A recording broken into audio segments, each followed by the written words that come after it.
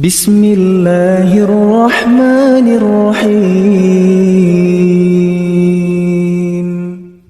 Panjenengan merasa senang, merasa terhormat, merasa mulia dengan panjenengan menjalankan apa yang Allah perintahkan dan apa yang Rasul ajarkan.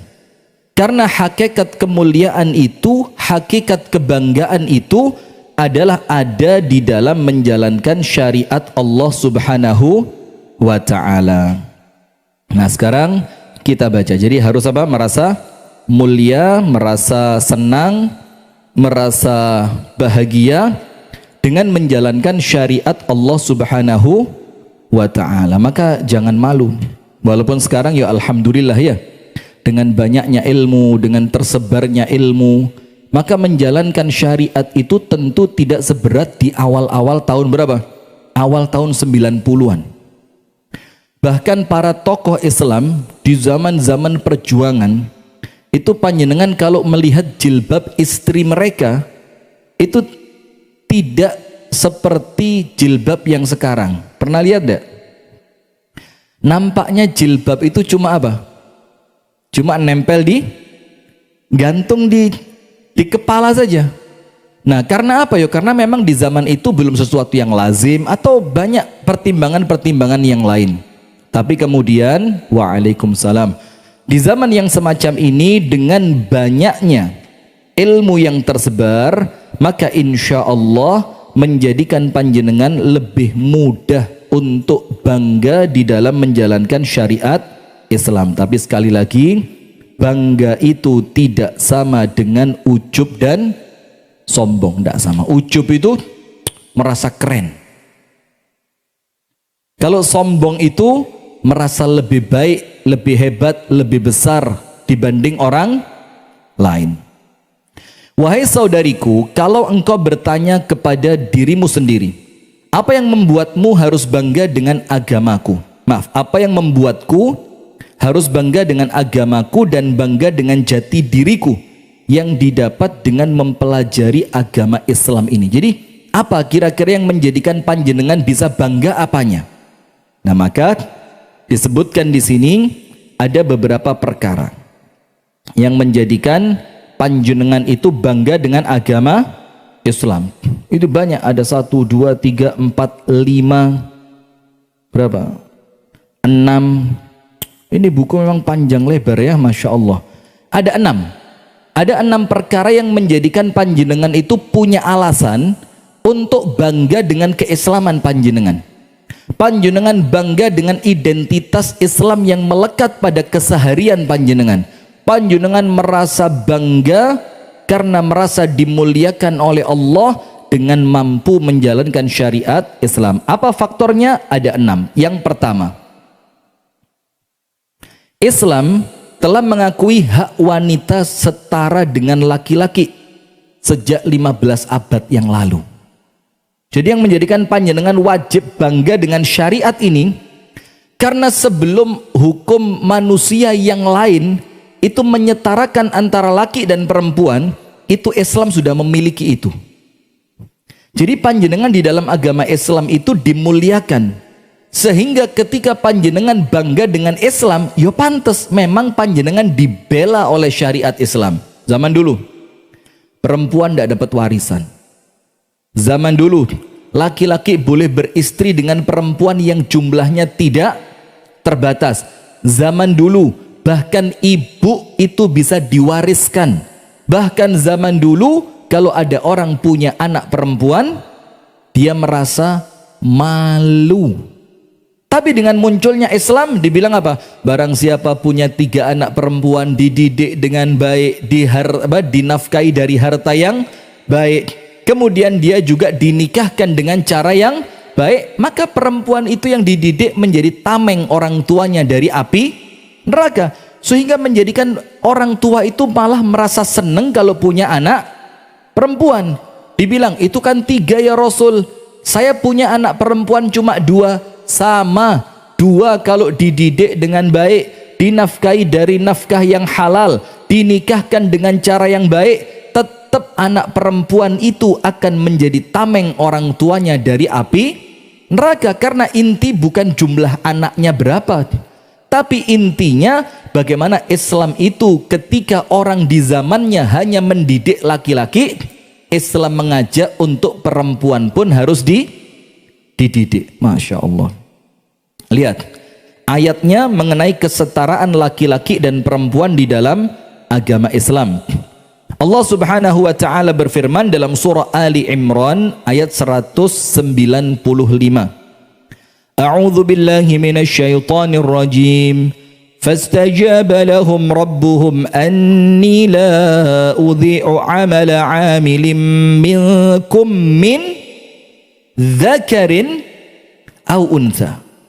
Bayangin, oleh Allah dibikin setara, dzakarin aw untha. Zakar itu laki-laki, untha itu perempuan. Ba'dukum min ba'd.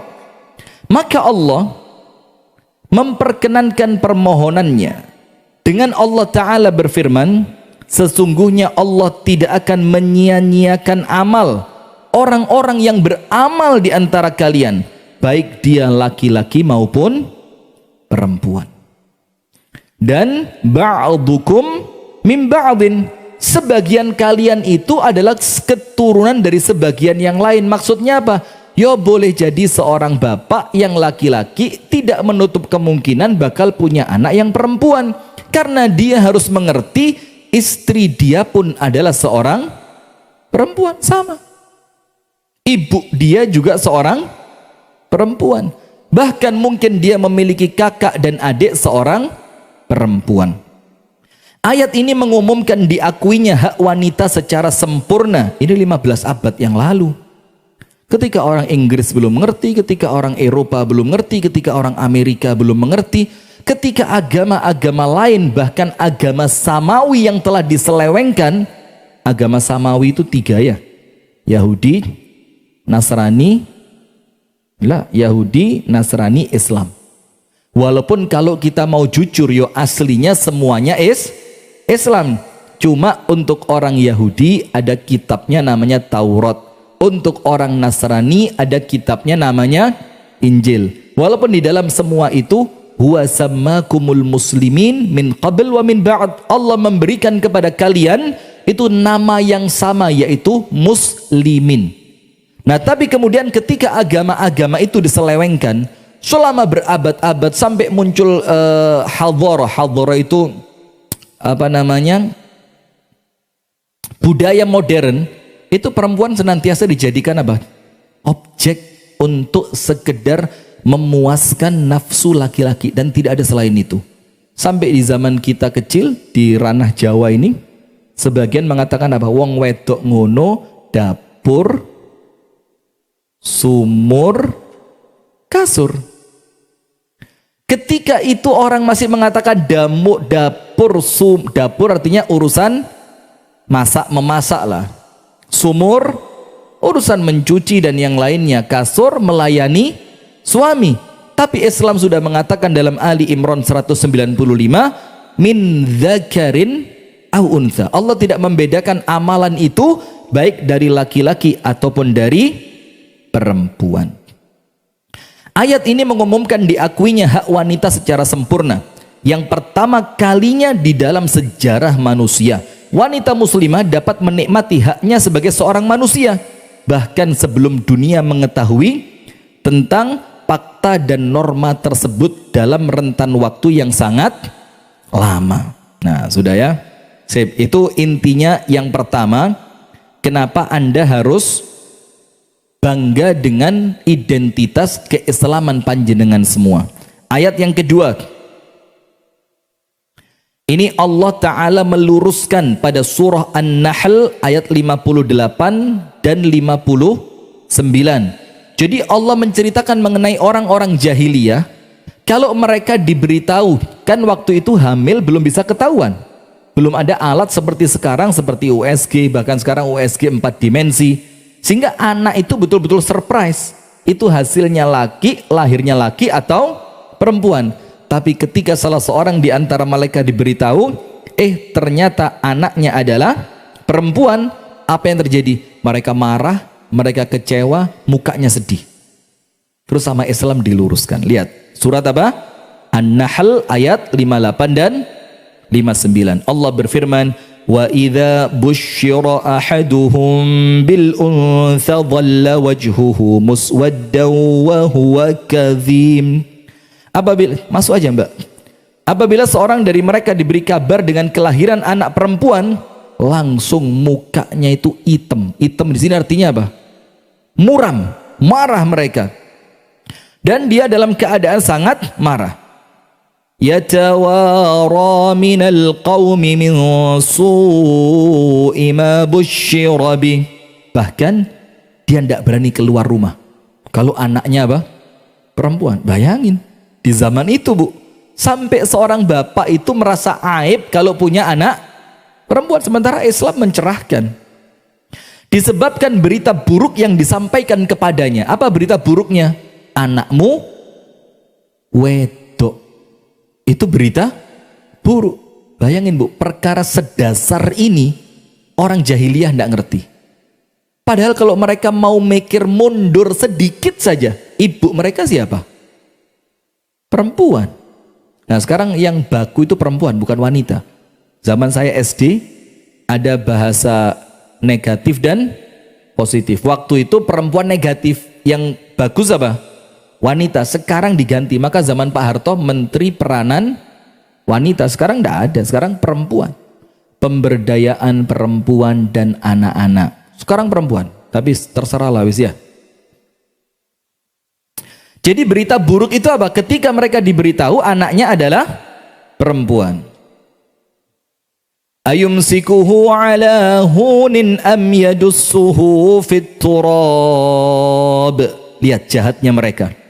Apakah dia akan memeliharanya dengan menanggung kehinaan, atau mereka pilih daripada saya malu seumur hidup, tak pendem urip-urip, saya kubur hidup-hidup. Allah bilang apa? Ala sa'a ma yahkumun. Betapa buruk yang mereka lakukan itu. Berarti di sini Allah mengingkari atau tidak? Allah mengingkari. Dikala tidak ada manusia yang ngerti, jangankan berani, ngerti ndak? Tapi Islam datang memberikan pencerahan. Maka dengan itu kalau dibilang ibu kita Kartini Putri, nah dibilang apa? Ibu yang mengangkat harkat perempuan. Anda baca sejarahnya dengan betul. Ternyata beliau itu surat menyurat dengan beberapa tokoh-tokoh Islam, yang itu menjadi sumber pencerahan beliau. Dan beliau membaca majalah-majalah yang waktu itu tidak didapatkan banyak orang. Dan satu faktanya, ternyata ibu kita Kartini itu adalah istri kedua dari seorang bangsawan di Jawa Tengah atau di mana, saya lupa. Beliau istri kedua ternyata. Di Jepara. Ya apa? Kita tidak bahas itunya kan? Tapi yang kita, kenapa? Apa? Ya juga ya, apa hubungannya ya? Tapi maksud saya loh, ada hubungannya Bu Kiki. Maksud saya begini, dengan gembar-gembor emansipasi yang beliau bawa, ternyata beliau tidak merasa aib jadi istri kedua. Aib, tetap ketemu hubungannya, tetap. Alhamdulillah, ini Allah ngasih ilmu buat saya, Masya Allah. Saya sempat bingung tadi, apa ya hubungannya ya? Tiba-tiba celing, aku dapat ide. Ya Allah, sudah. Yang ketiga, surat At-Takwir ayat 8 sampai ayat 9. Wa idzal mau'udatu su'ilat bi ayyi dzambin qutilat. Ketika bayi perempuan itu yang dikubur hidup-hidup kelak di hari kiamat oleh Allah dibangkitkan, lalu Allah tanya, bi ayyi dzambin qutilat. Kamu dikubur hidup-hidup, kamu dibunuh karena dosa apa? Nah, itu yang pertama Bu ya. Jadi yang pertama, kenapa Anda harus bangga dengan identitas Islam? Adalah karena agama Islam adalah yang pertama dan satu-satunya membuat kesetaraan antara laki dan perempuan. Nomor dua, Kenapa Anda harus bangga dengan identitas keislaman Anda? Jadi Anda kudu bangga, Bu, ini loh agama yang memuliakan perempuan, ini loh agama yang memiliki ide yang luar biasa dari pencipta alam semesta. Yang kedua, selain menyamakan dalam mendapatkan hak-haknya, Islam juga menyamakan laki-laki dan perempuan di dalam menjalankan kewajiban. Jadi bukan perempuan itu dianggap lemah sehingga cuma dijaga haknya saja, tapi Islam itu menganggap perempuan itu kuat, sehingga oleh Islam perempuan itu pun diberi kewajiban yang sama secara umum, walaupun ada beberapa perkara khusus yang tidak sama, tapi secara umum diberi kewajiban yang sama dengan siapa? Laki-laki. Lihat ayatnya, panjenengan buka dalam surah An-Nahl ayat 97. Surah apa? An-Nahl ayat 97. Allah berfirman, "Man 'amila shalihan min dzakarin aw untha wa huwa mu'min." Lihat, min dzakarin aw untha. Barang siapa melakukan amal soleh, baik dia laki-laki ataupun perempuan, kesamaan di dalam kewajiban. Wa huwa mu'min, dalam keadaan mereka beriman, apa yang terjadi? Falanuhyiyannahu hayatan thayyibah, pasti kami akan berikan untuknya kehidupan yang baik. وَلَنَجْزِيَنَّهُمْ أَجْرَهُمْ بِأَحْسَنِ مَا كَانُوا يَعْمَلُونَ, dan kami akan balas mereka dengan yang lebih baik dari yang mereka lakukan kelak pada hari kiamat. Secara hak disamakan, pendidikan, kemudian bagaimana perempuan itu oleh Allah disebutkan setara dengan laki-laki. Dalam kewajiban pun secara umum Allah berikan kewajiban yang sama. Sholat, puasa, zakat, haji, syahadat, semua rukun Islam sama, semua rukun imannya juga sama. Yang ketiga, mengapa Anda perlu bangga dengan identitas keislaman Anda, wahai para perempuan? Disebutkan di sini,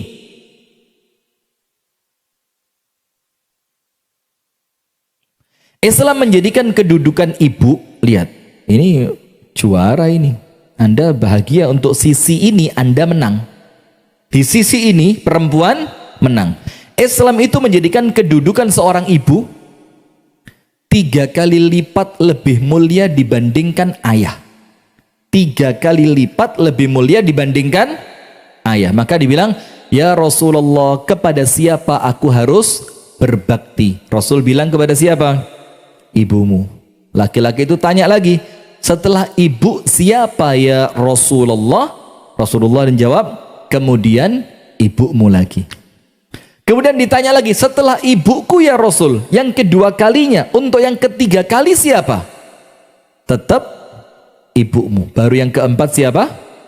Ayahmu. Masya Allah. Ini kan menunjukkan bagaimana Islam itu memiliki syariat yang Anda itu oleh Islam dimuliakan. Bagaimana Anda tidak bangga dengan Islam, tapi senantiasa dicekoi dengan sesuatu propaganda yang tidak positif, yang destruktif. Nggak ngerti. Destruktif itu merusak, menghancurkan. Contohnya apa?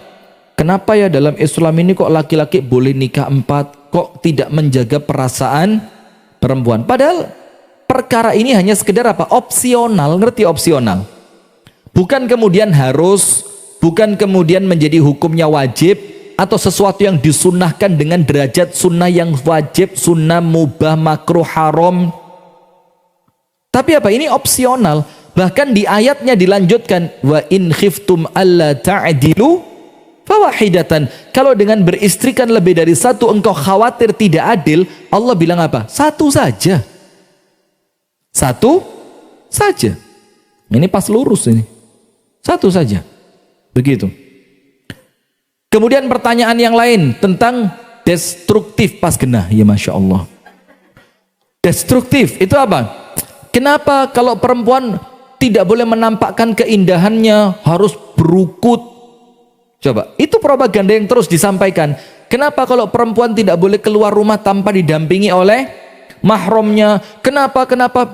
Padahal Anda itu sekedar dibisi sesuatu yang akan menjadikan Anda ragu tentang kebenaran agama Anda. Saya kasih cerita. Insya Allah saya pernah cerita di sini, tapi saya lupa kapan. Tapi saya pernah. Ada satu orang jurnalis Prancis tinggal di perumahan bertetangga dengan laki-laki Muslim keluarga Aljazair. Keluarga dari Aljazair. Jadi mereka itu imigrasi ke Prancis. Karena Aljazair Prancis itu cuma nyebrang ferry aja. Bahkan bahasa Aljazair, Maroko, Maghrib itu bahasa Arabnya rusak kecampuran Prancis. Dan bahasa resmi mereka yang nomor 2 itu bahasa Prancis. Jadi dekat. Sudah seorang wartawan ini dibikin terkagum-kagum tiap hari. Bagaimana si suami betul-betul menjaga istrinya. Ketika suami mau berangkat kerja, istri itu mengantarkan sampai pintu rumahnya. Kemudian anak-anak kalau salim sama ibunya cium tangan. Kemudian laki-laki itu memiliki hubungan yang betul-betul sakral dengan istrinya. Tidak boleh menyentuh perempuan lain, tidak boleh berduaan dengan perempuan lain. Yang itu mereka tidak punya. Terus dia nulis jurnal gitu di buletinnya. Ditulis apa? Biarkan aku hidup dengan keluarga muslim dan bersuamikan laki-laki muslim 60 hari saja. Tidak tahu dia kenapa pilih 60 hari itu, saya juga tidak ngerti. Setelah itu bunuhlah saya, karena saya telah merasakan nikmatnya dunia dengan hidup di bawah naungan syariat Islam. Tapi sayangnya orang Islamnya merasa aturan itu memenjarakan mereka, menjajah mereka. Sementara orang barat justru yang terbiasa dengan kebebasan, mereka rindu, kepingin dia sekali-sekali dipenging, kepingin dia sekali-sekali suami saya itu merasa cemburu, kepingin dia kalau saya pergi itu diantar, kepingin dia kalau saya itu keluar nganterin anak sekolah, ketika dia mau pergi tangan saya dicium. Itu orang barat tidak ngerti. Bahkan tidak jarang dari mereka yang ketika punya anak itu tidak tahu siapa bapaknya. Biasa sekali untuk tidak usah heran. Biasa, easy. Oh, bukan easy apa? Apa bahasanya itu? Tidak penting lah. Nah, maka intinya yang ketiga, Islam itu menjadikan Anda dalam posisi seorang ibu yang 3 kali lipat lebih mulia dibandingkan posisi bapak. Masya Allah. Yang keempat, Islam mengangkat derajat wanita setelah menikah ketika ia menjaga nama keluarganya setelah menikah. Wanita muslimah tidak lantas meninggalkan nama keluarganya dan nasabnya setelah menikah. Itu Islam. Kalau orang barat enggak. Orang barat, ya tentu enggak semuanya ya. Ketika mereka setelah menikah, maka nama keluarga yang dipakai nama keluarga siapa? Suaminya. Bahkan di Jawa, kalau sudah menikah, misalkan suaminya namanya Sapari, maka nanti nama perempuan itu hilang, dipanggil Bu Sapari. Anda kok kayak setuju banget ya? Iya mbak, iya. Anda dipanggil siapa di kampung? Anda di masyarakat dipanggil siapa? Dipanggil nama kakaknya, kakak suami. Nah kan, dipanggil Bu siapa berarti? Bu Toto, lo kan, Masya Allah. Nah, tapi Islam tetap menjaga nama keluarga panjenengan. Nama bapak panjenengan dimuliakan dalam Islam, tidak hilang ketika Anda telah menikah. Bahkan bukan cuma nama bapak, tapi nama keluarga besar. Kalau dalam Islam itu, kalau dalam budaya kita namanya apa? Nama suku, Al-Jawi, As-Sundawi. Kalau orang Arab ada At-Tamimi, ada kemudian macam-macam. Itu tidak hilang ketika Anda menikah dengan seorang laki-laki. Itu menunjukkan apa? Eksistensi, jangankan Anda, eksistensi keluarga Anda oleh Islam dijaga. Itu yang keempat, kenapa Anda harus bangga dengan keislaman Anda. Yang kelima, Islam menetapkan loyalitas seorang wanita hanya kepada Allah, bukan kepada suami atau orang tuanya atau siapapun. Berarti perempuan itu dikasih posisi yang mustaqil. Mustaqil itu apa? Merdeka. Maksudnya merdeka di sini apa? puncak ketaatan Anda bukan seperti perempuan yang diperbudak oleh suaminya. Dikongkon lapo ae kudu manut, enggak. Contoh, dalam ketaatan seorang wanita kepada suami ada berapa faktor yang mengikat ketaatan itu? Ada berapa? 2. Jadi Anda taatnya kepada suami, Bu, tidak mutlak. Bukan ketaatan yang mutlak. Artinya Anda diberi kebebasan di situ. Maka ketaatan mutlak hanya kepada Allah, Nabi Muhammad, dan agama Islam. Terus ketaatan kepada suami diikat oleh 2 hal. Nomor 1, ketaatan kepada suami dijalankan ketika suami itu memerintahkan sesuatu yang sesuai sejalan dengan syariat. Kalau perintahnya tidak sejalan dengan syariat, Anda boleh tidak nolak? Coba, Anda dikasih eksistensi di situ, Bu, sama Islam ini. Maka dengan itu, ada cerita perempuan sama suaminya suruh pakai tato. Dan mohon maaf ya, di bagian dadanya, karena mungkin suaminya mungkin ngelihat Instagram, ngelihat apa segala macam, wallahu a'lam bishawab, dia terobsesi dengan perempuan yang seperti itu. Pada akhirnya dia nyuruh istrinya, kemudian istrinya tanya, bagaimana Ustadz, suami saya begini. Saya bilang, yo Anda salah tempat tanya kayaknya. Masa Anda ini perempuan yang sudah ngaji, perkara seperti itu masih perlu ditanyakan. Anda tidak wajib taat kepada suami ketika perintah suami itu tidak sejalan dengan syariat. Tidak perlu apa? Taat. Ada yang lain lagi. Ustadz, saya oleh suami ketika diajak keluar tidak boleh pakai gamis, Ustadz, disuruh pakai rok pendek, disuruh pakai kaos ketat supaya sama seperti istri teman-temannya yang lain. Bagaimana coba? Anda tidak perlu taat, tapi ingat menolaknya tetap dengan cara yang beradab karena dia suami Anda. Yang kedua, yang mengikat ketaatan seorang perempuan atau seorang istri kepada suaminya, istita'ah. Istita'ah itu kemampuan. Maka ada seorang perempuan datang sama Nabi Muhammad, kemudian Nabi Muhammad tanya, Bu, kamu punya anak atau kamu punya suami atau tidak? Ibu itu jawab, saya punya suami.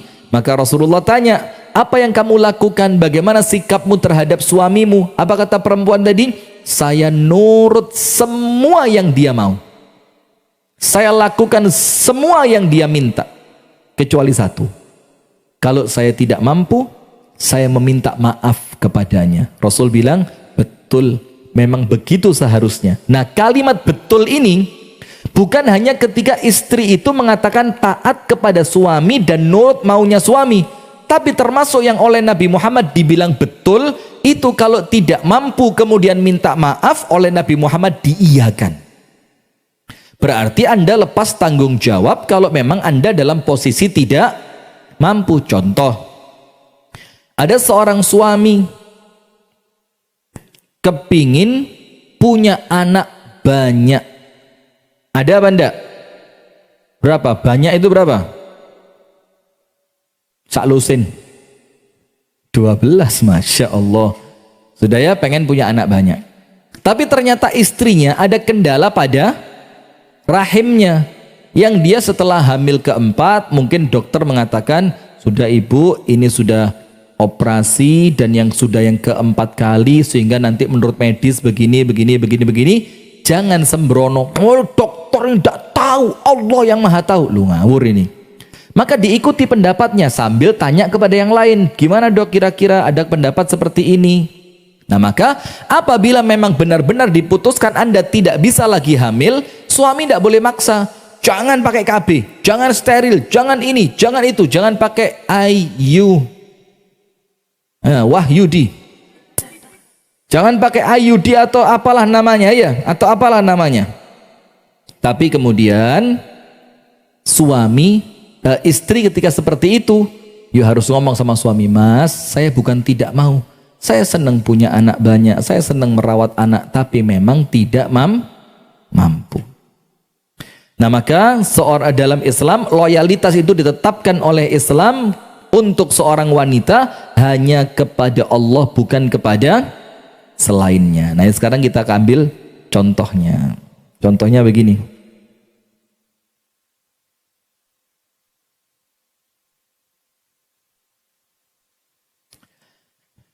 Meskipun itu suami atau bapaknya sendiri, padahal mereka berdua sangat dekat denganmu. Tujuan dari itu semua adalah untuk kehormatan jati diri seorang perempuan. Engkau akan dapati potret yang paling jelas bagaimana seorang muslimah berwala-wala itu meletakkan loyalitasnya. Meletakkan apa? Loyalitasnya. Yaitu pada kisah siapa? Ummul Mukminin Ummu Habibah Ramlah binti Abi Sufyan. Ummu Habibah, salah seorang istri Rasulullah Muhammad sallallahu alaihi wasallam. Ini luar biasa sekali Ummu Habibah ini. Kita lihat ceritanya. Putri dari pembesar Mekah dan pemimpin orang-orang musyrik yaitu Abu Sufyan. Ini putrinya Abu Sufyan waktu Abu Sufyan belum masuk ke dalam agama Islam. Ummu Habibah adalah istri dari sepupu Nabi Muhammad yaitu Ubaidillah bin Jahash al-Asadi. Tentu sebelum menikah dengan Nabi Muhammad, ya.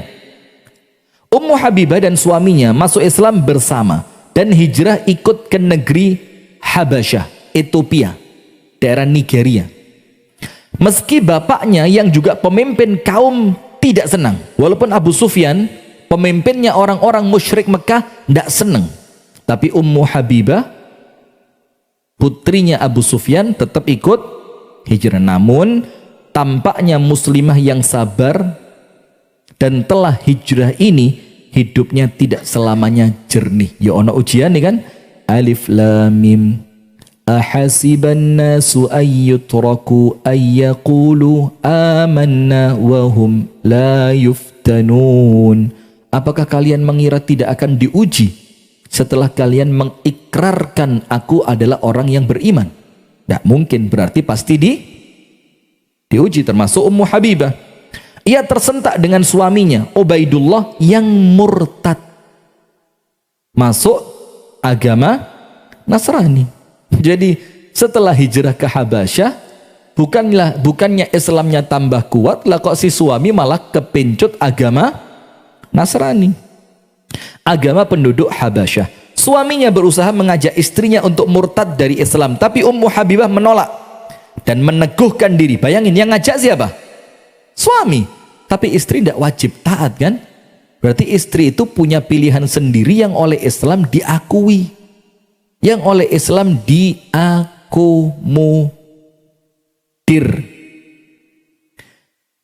Dia memilih untuk tetap dalam Islam dan bersabar. Padahal ia baru saja melahirkan putrinya yang bernama Habibah. Maka panggilannya Ummu Habibah. Namanya siapa? Ramlah. Namanya Ramlah. Ada perempuan sekarang namanya Ramlah? Malu dikasih nama Rom. Ngopo bu jeneng kok Ramlah? Nikita ngono lho bu. Nikita, Claudia, terus Cynthia, Cikita, Makita. Kok kayak mereknya blender ya? Yang nantinya menjadi kunyahnya yaitu Ummu Habibah. Maka ia dikenal dengan nama Ummu Habibah. Ia pun beruzlah, menyendiri di negeri yang dia tidak punya teman di situ. Bayangin, pindah ke negeri orang hanya bersama suaminya. Ternyata suami itu pun akhirnya murtad dan dia tetap teguh. Masya Allah. Trauma, sedih dan penyesalan hampir membunuhnya. Bagaimana tidak?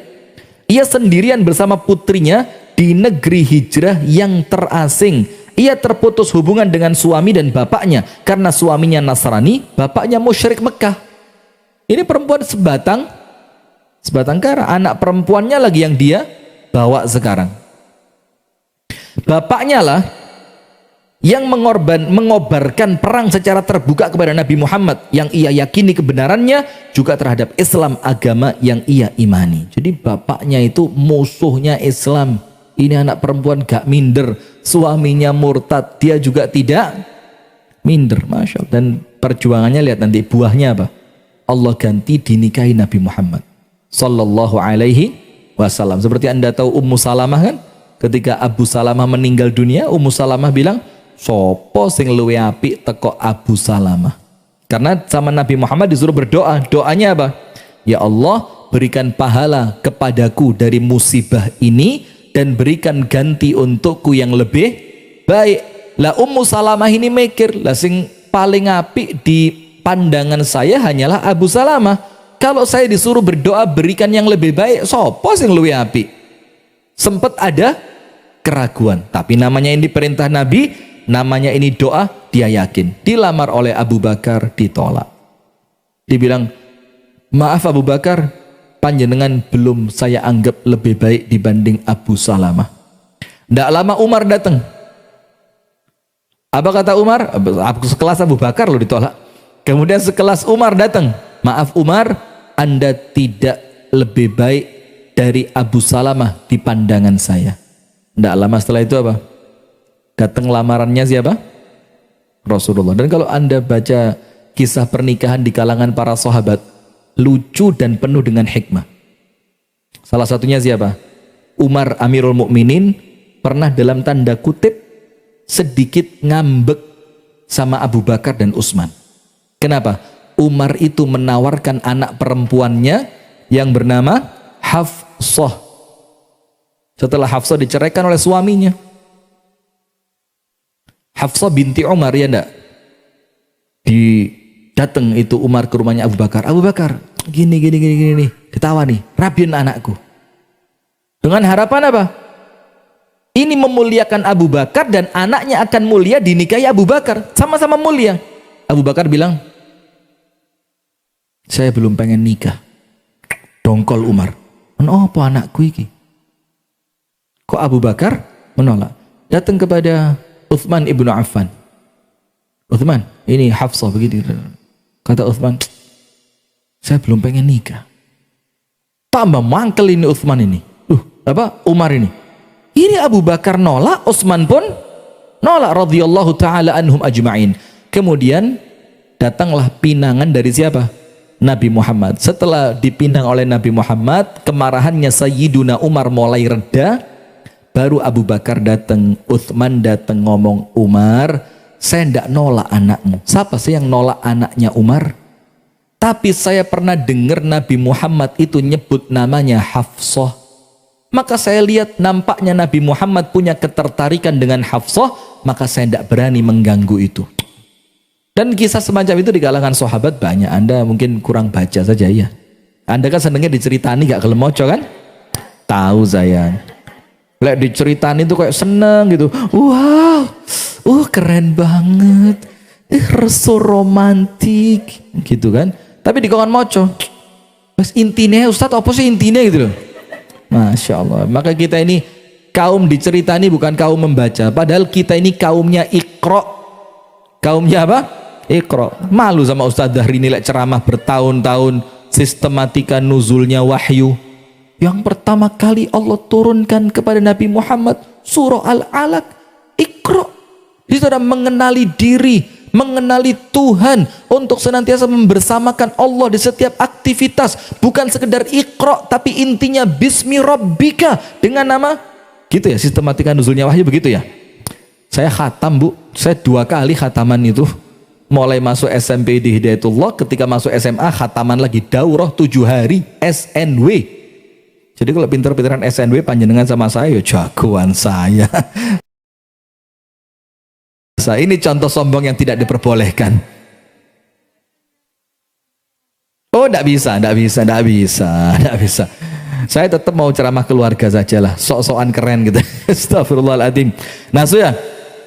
Maka Ummu Habibah ini sendiri di negeri hijrah, terasing, bapaknya musuhnya Islam, tidak mungkin nolong dia kalau dia tidak mau murtad. Suaminya murtad dan tidak mungkin nolong dia karena dia diajak tidak mau ikut. Nah sekarang ia terputus hubungan dengan suami dan bapaknya. Tak ada yang menyelamatkannya dari kebimbangan, merasa disia-siakan dan rasa trauma yang besar serta beratnya hidup, kecuali perhatian Rasul yang terus memikirkan kaum muslimin dan para muhajirin. Jadi Rasul itu Bu nggak melepaskan begitu saja, tapi terus ditanya bagaimana keadaan saudara kita yang hijrah ke Habasyah, siapa yang menjaga mereka, ada berita buruk enggak tentang mereka. Itu oleh Nabi Muhammad dipantau terus.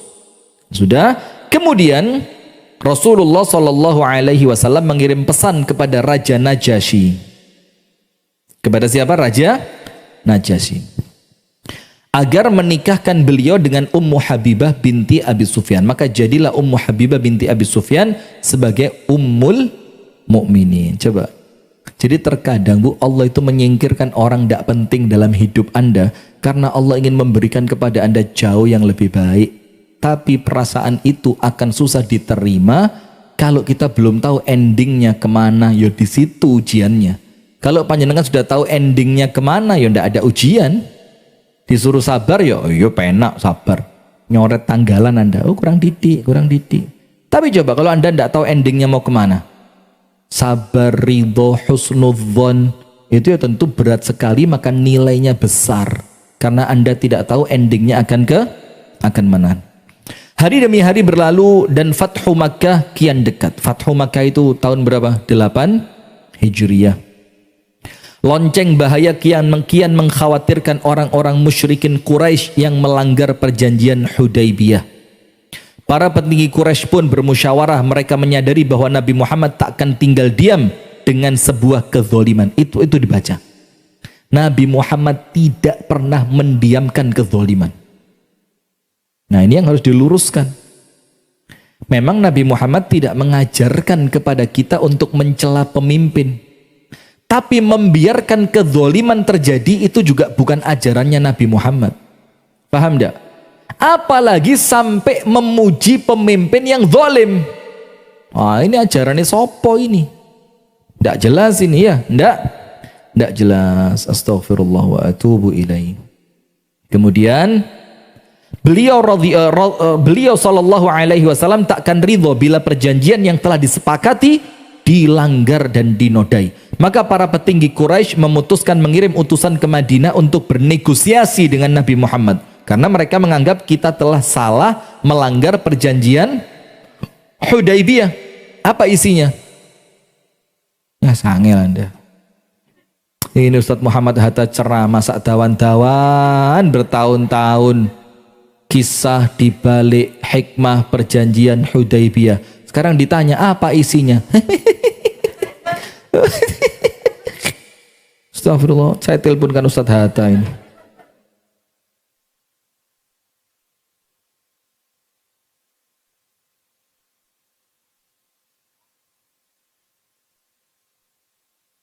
Sebentar.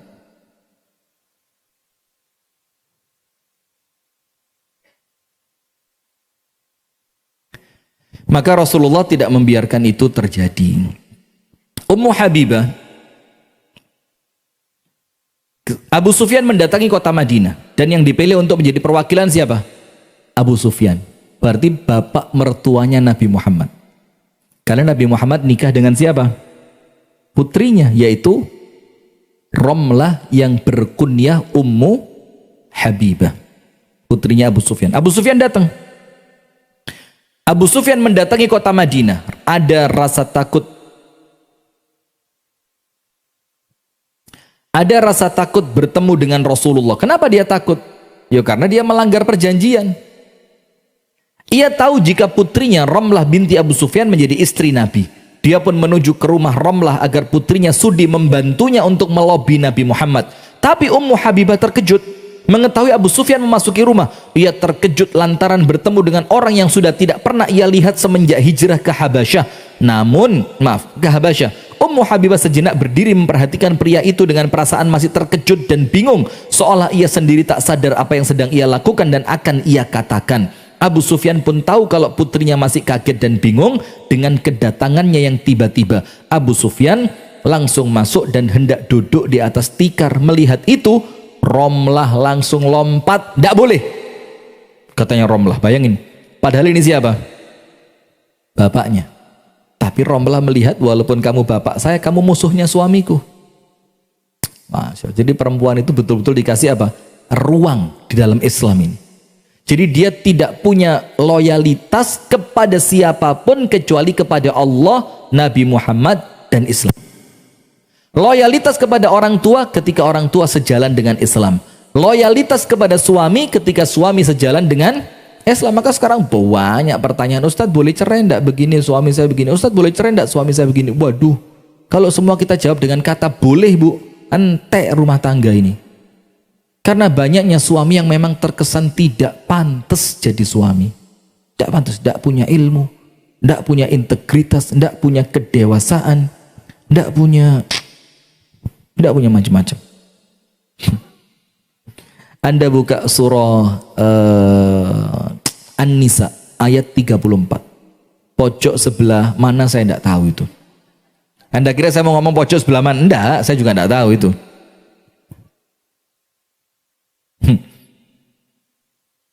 Surat An-Nisa ayat berapa? 34. Begini bu.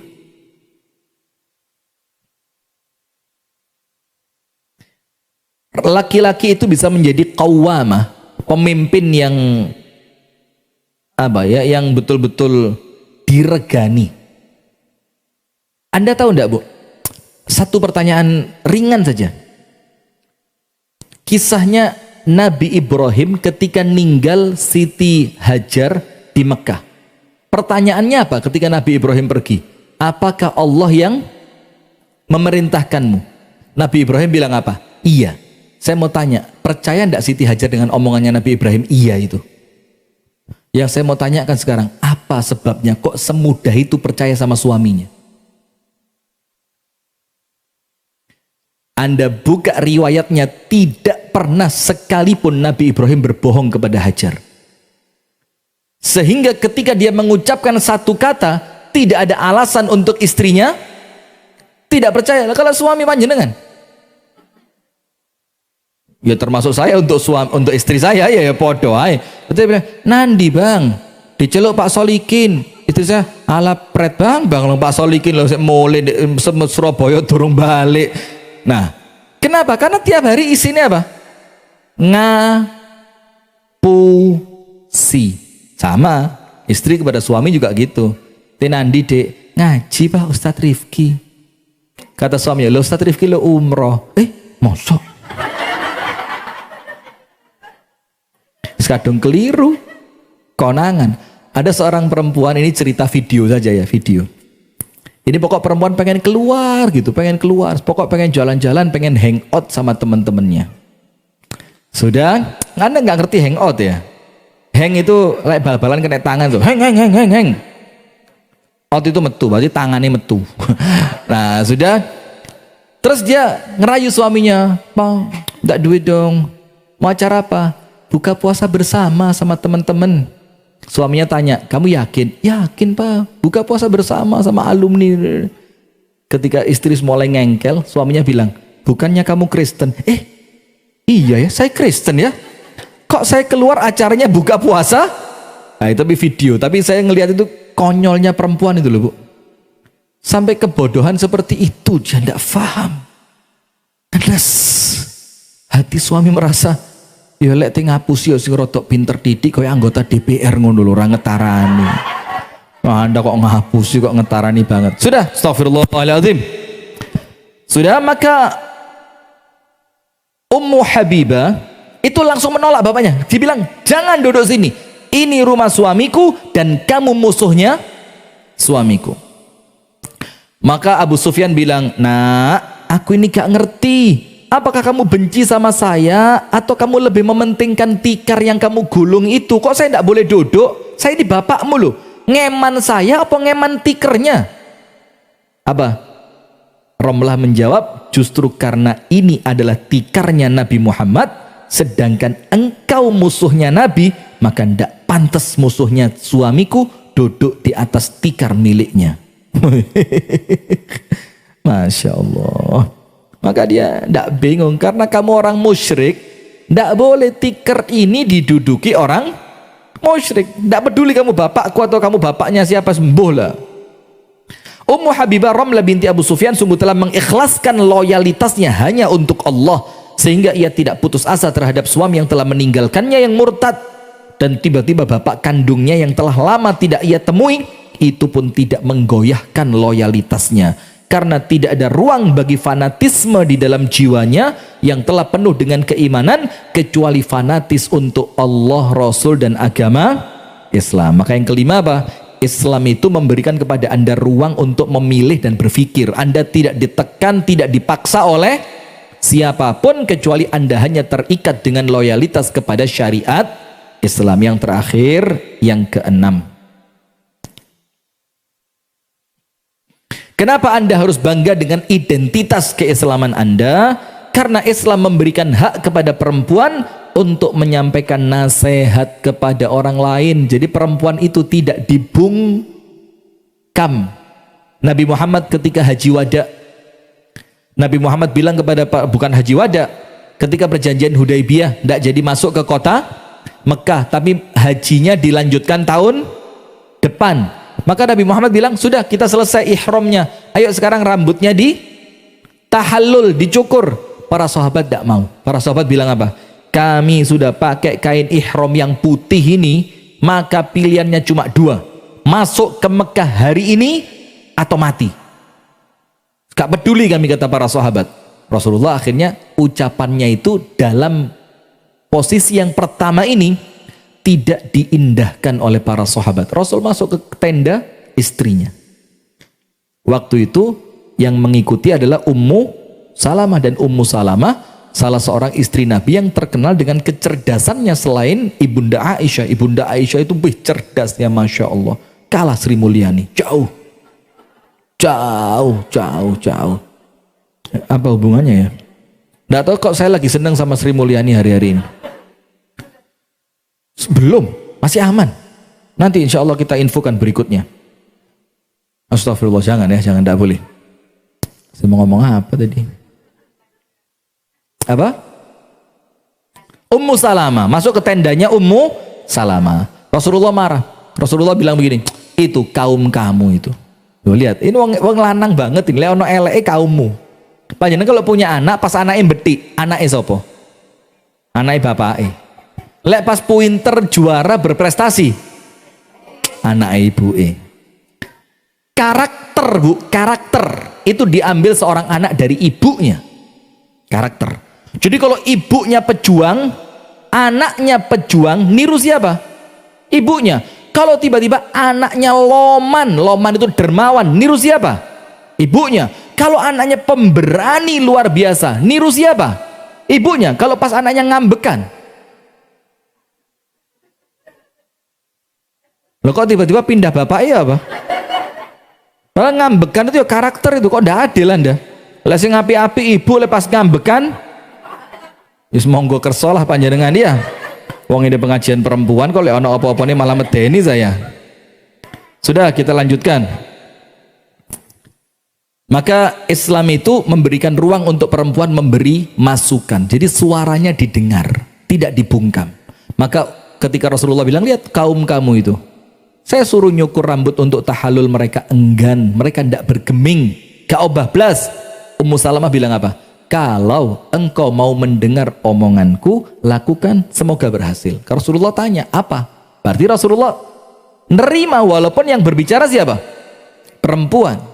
Rasulullah tanya, apa usulannya? Begini, panjenengan jangan ngomong, keluar aja, cukur rambut panjenengan, sembelih kambing panjenengan, hadiunya. Sudah, Rasulullah lakukan apa yang dinasehatkan oleh Ummu Salamah. Rasulullah keluar, rambutnya dicukur, kambingnya disembelih. Dan saat itu juga para sahabat rebutan nyukur rambut.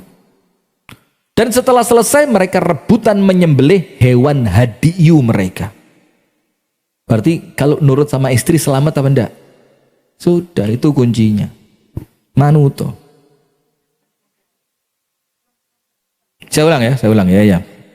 Enggak bisa, rekamannya SDO cukup. Nah, lihat sekarang ayatnya, At-Taubah ayat 71. Wal mu'minuna wal mu'minati ba'duhum awliya'u ba'dhin. Mukmin laki-laki dan mukmin perempuan satu dengan yang lain saling menyokong.